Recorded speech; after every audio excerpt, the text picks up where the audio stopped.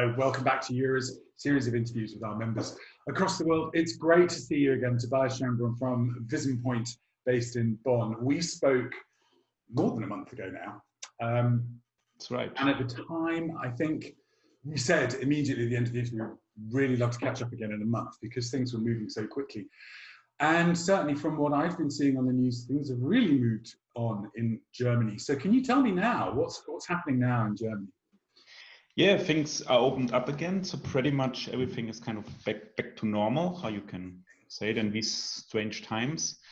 Only thing which is still a bit annoying, especially for parents, is like school and kindergarten, which is only opening very slowly. And usually before the summer break, none of the kids are really going back to school or kindergarten. It also depends on where you live in Germany, but I hear from a lot of parents that children are only back once for 2 hours to school, so that's nothing. Yeah. And on the other side, like from a social aspect, of course, the swimming pools are open again, the like supermarket and everything's opens again, clubs, gymnasiums, sport clubs, whatever is also up and running. So things kind of normalize. That's amazing because in a way, I mean, those are some quite high contact environments, you know, swimming pools, the gyms, that kind of thing. Are there still social distancing rules in place? Yeah, usually everywhere it's still this 1.5 meters in Germany distance to other adults, which should be kept. And this you see also in the lines before like bakeries or restaurants or whatever. So people still try to keep the distance, but usually you also see it's not working out, especially when there are large crowds available, then the distance rule doesn't work. Yeah, I saw some images online of Berlin. There was everybody in boats. I think it was like part of the festival, and it looked. I mean, it did. To be fair, it looked like life was back to normal, which is nice to see. But are people concerned about things moving very fast, or is this the right pace? I haven't seen a big impact in cases, right?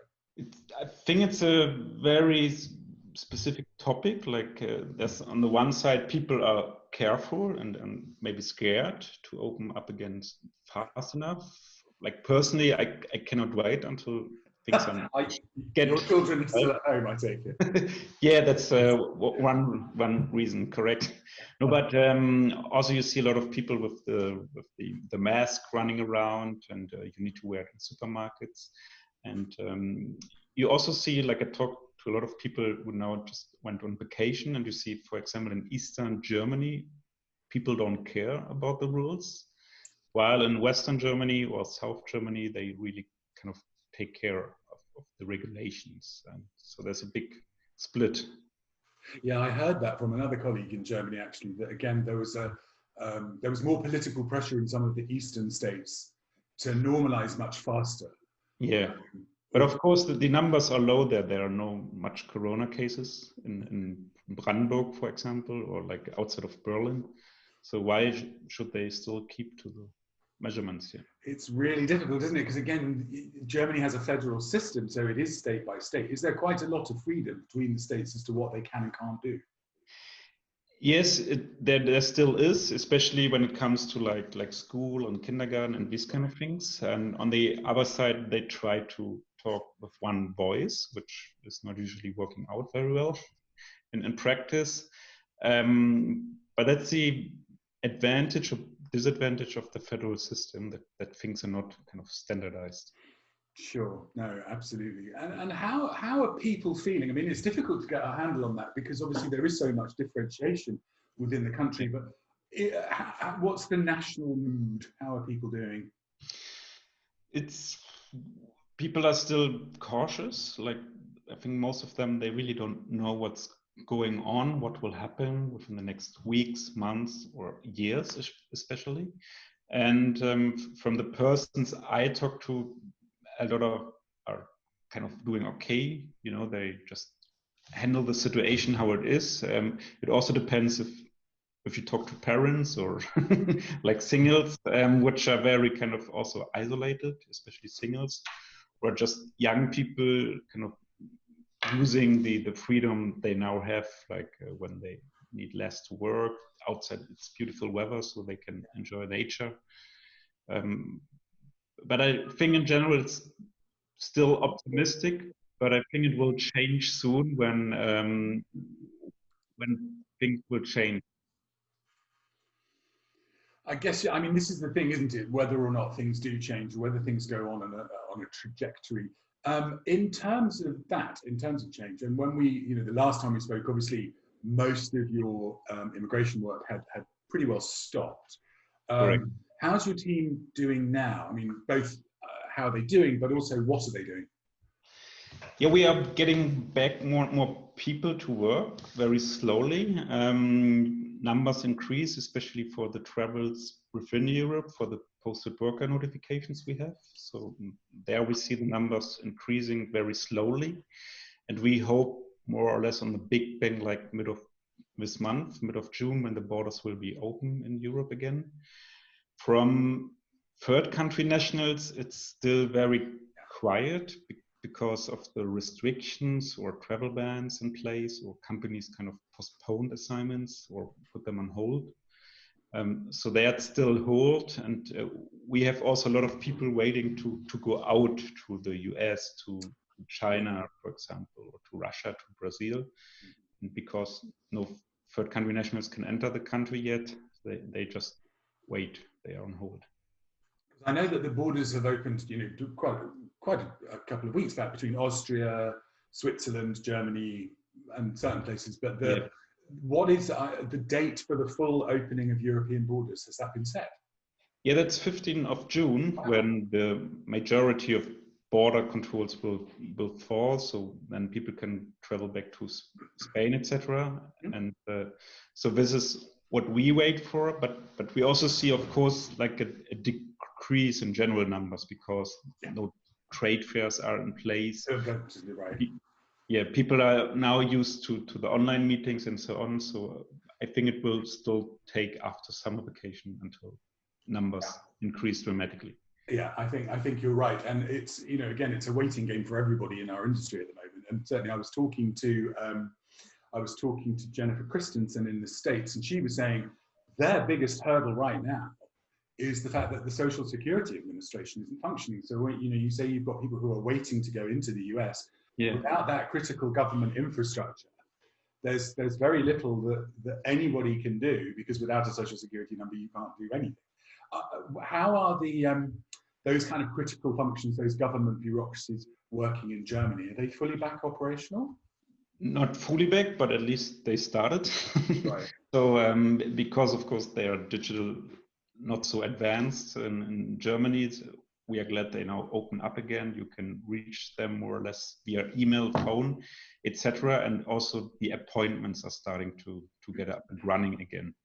But on the other side, of course, we have no people coming to Germany, so we don't really know how the authorities work. But I see that they kind of work on the backlog they had.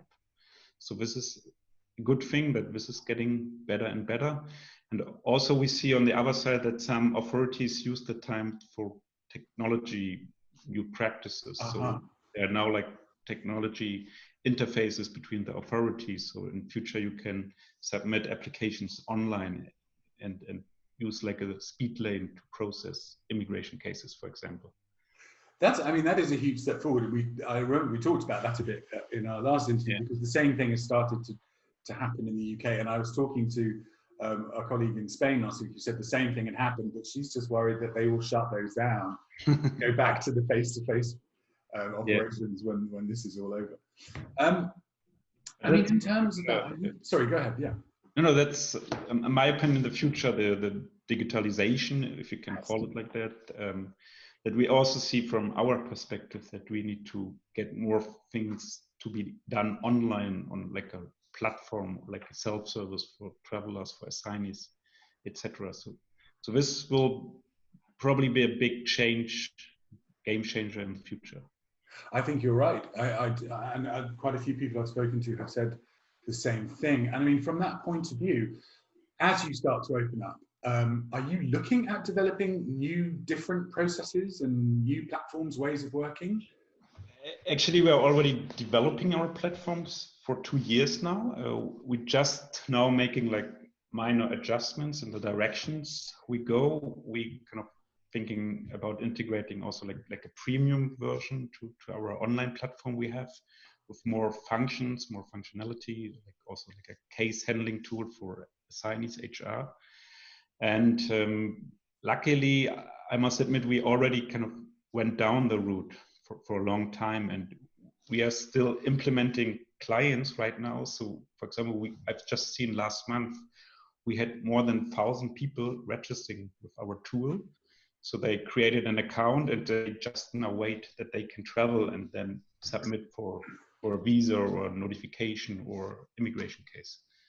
So things are already working, processing, and we just need to watch out that we kind of keep the level. Yeah, absolutely. And I mean, when you're in terms of both, you know, like you say, it's now become very digitized, but in terms of the face-to-face services that you deliver on your Relo side, have you been putting different processes in place? I mean, I know, like you say, it's very slow at the moment. But... You mean like a home search process? Yeah. Okay.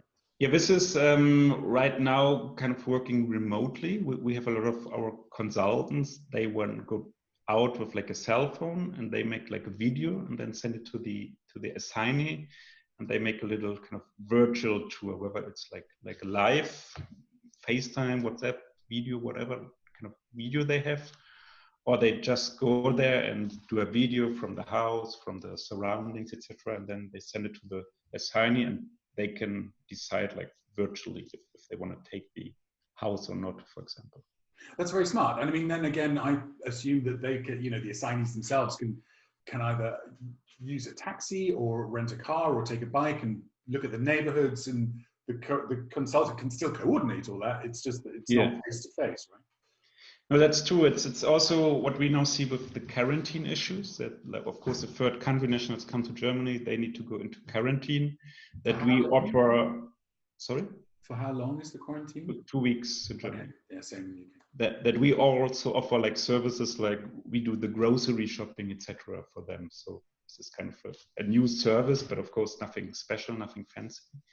But if you have like a family with 3 children arriving, it's also for them a tough time. They come to a new country and then need to stay in a place for 2 weeks.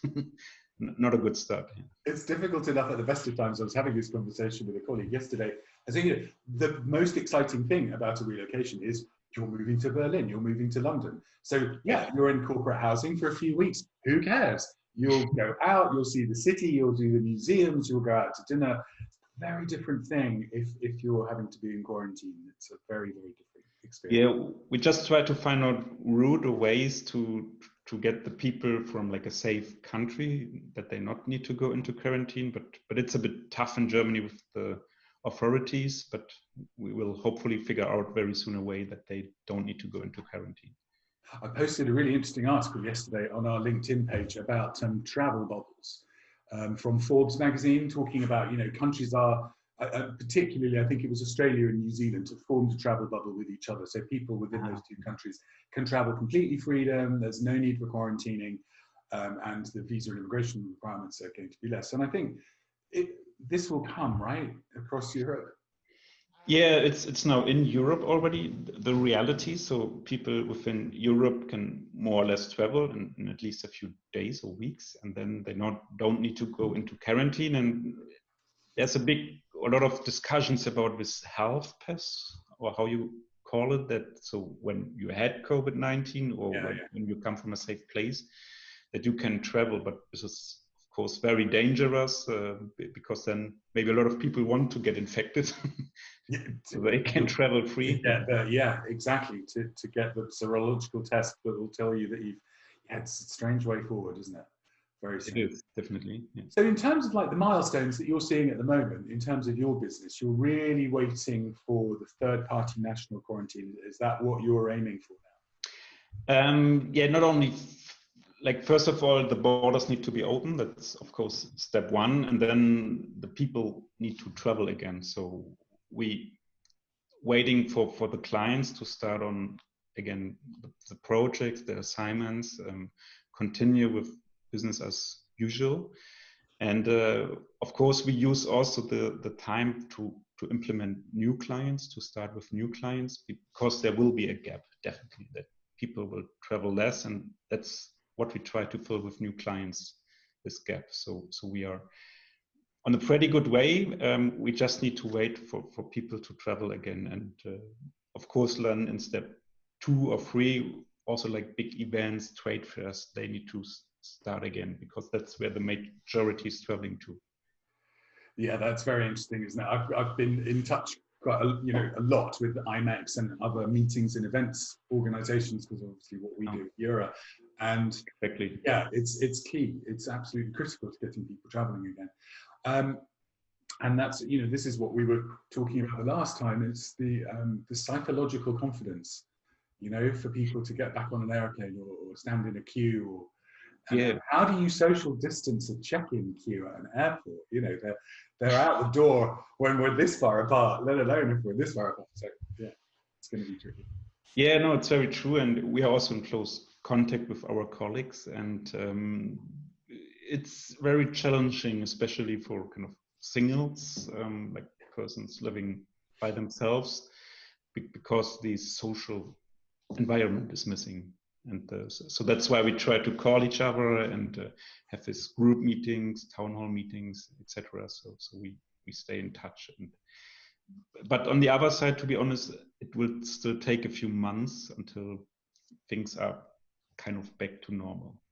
Yeah, it's really interesting, isn't it? It's like we all thought it was difficult going into lockdown, but coming out of it is actually proving much more difficult than going in. Because here also the summer's vacations, they start in 2 weeks in the first state. So then it's usually the quiet time, or it's getting a bit quiet, more quiet. Yeah. So will be interesting what happens. Definitely. I'm supposed to be in Greece today. Never mind, on my summer vacation. Listen, Tobias, it's been really great to catch up with you again. I'd love to catch up again in, say, August, and see where we are further down the line. It's great to have the continuity of, being able to catch up like this. So that would be excellent. But in the meantime, all the very best to you and your teams, and fingers crossed for a continuing recovery. Thank you, Dom. Great to see you. Take care. Bye-bye.